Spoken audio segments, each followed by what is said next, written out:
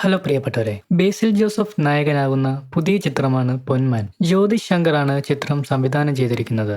Cinema comedy drama വിഭാഗത്തിൽപ്പെടുന്നു. ചിത്രത്തിൽ ബേസിൽ ജോസഫിന് പുറമെ ദീപക് പരമ്പോൾ, സജിൻ ഗോപു, ലിജോമോൾ ജോസ്, രാജേഷ് ശർമ്മ, ജയാക്കുറുപ്പ് തുടങ്ങിയ താരങ്ങൾ അണിനിരക്കുന്നു. ചിത്രത്തിൻ്റെതായി കഴിഞ്ഞ ദിവസം റിലീസായ ട്രെയിലർ വലിയ പ്രേക്ഷക ശ്രദ്ധ നേടിയിരുന്നു. ചിത്രത്തിന്റെ റിലീസ് തീരുമാനിച്ചിരിക്കുന്നത് 2025 ജനുവരി 30-നാണ്. സാഗർ എലിയാസ് ജാക്കിക്ക് ശേഷം അമൽ നീരദിന്റെ സംവിധാനത്തിൽ മോഹൻലാൽ കേന്ദ്ര കഥാപാത്രത്തിൽ എത്തുന്ന ഒരു സിനിമയുണ്ടാവുമെന്ന് പുതിയ റിപ്പോർട്ടുകൾ. ഈ സിനിമയിൽ ഒരു സുപ്രധാന റോളിൽ ഫഹദ് ഫാസിലും ഉണ്ടാവുമെന്നാണ് സൂചനകൾ. അമൽ നീരദിന്റെ സിനിമ ആയതുകൊണ്ട് തന്നെ ഒരു ആക്ഷൻ ഓറിയന്റഡ് സിനിമ ആകാനാണ് സാധ്യതയെന്നും ആരാധകർ കരുതുന്നു.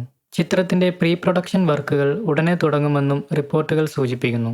എന്തായാലും വരും ദിവസങ്ങളിൽ ചിത്രത്തിനെക്കുറിച്ചുള്ള പുതിയ അപ്ഡേറ്റുകൾ പുറത്തുവരുമെന്ന് പ്രതീക്ഷിക്കാം. സിനിമ കായിക വിശേഷങ്ങൾ കൂടുതലറിയാൻ ഈ ചാനൽ സബ്സ്ക്രൈബ് ചെയ്യുക. താങ്ക്